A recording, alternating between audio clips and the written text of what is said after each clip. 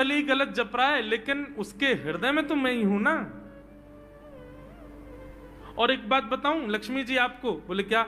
बोले ये खसीटे चंद्र अशुद्ध नहीं है, मेरा नाम है ये भी। बोले क्यों?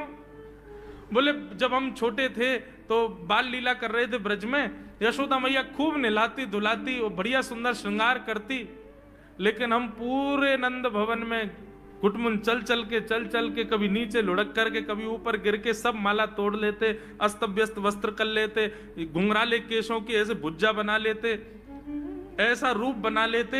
यशोदा मैया बोली आओ मेरे खसीटे चंद्र, सुबह कृष्ण चंद्र बना के भेजती हूँ, खसीटा चंद्र बन के आता है शाम को। तो बोले तब यशोदा मैया ने हमारा नाम रखो खसीटे चंद्र, तो इसलिए शुद्ध नाम है। तो ठाकुर जी के बहुत सारे नाम हो गए, कनुआ, गोपाल, गोविंद, माधव, कन्हैया।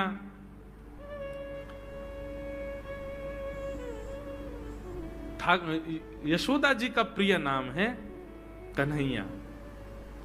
मैया लाल जी को इसी नाम से पुकारती है।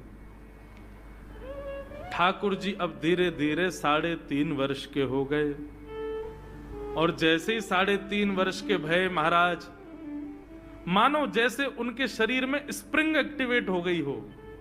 इतना ऊधम मचाते हैं, इतना ऊधम मचाते हैं, पूरी गोकुल की नाक में दम कर रखा ठाकुर जी ने। यशोदा मैया ने लाल जी को नूपुर पहना रखे। सवेरे जैसे ही ठाकुर जी उठते हैं, नूपुरों की आवाज आती है तो यशोदा मैया तुरंत रसोई घर से दौड़ के जाती है लाला के पास। लेकिन ठाकुर जी इतने चतुर हैं, यमुना तट पर जाते हैं और नूपुरों में बालू भर लाते हैं कि कल नूपुर आवाज नहीं करेंगे, सुबह उठ के हम घर से भाग जाएंगे कहीं और, मैया को पता ही ना चलेगी। ऐसा उदम मचा में श्री सुखदेव जी वर्णन कर रहे हैं, श्रृंग्यग्निडम शशि जल द्विज कंटकेभ्य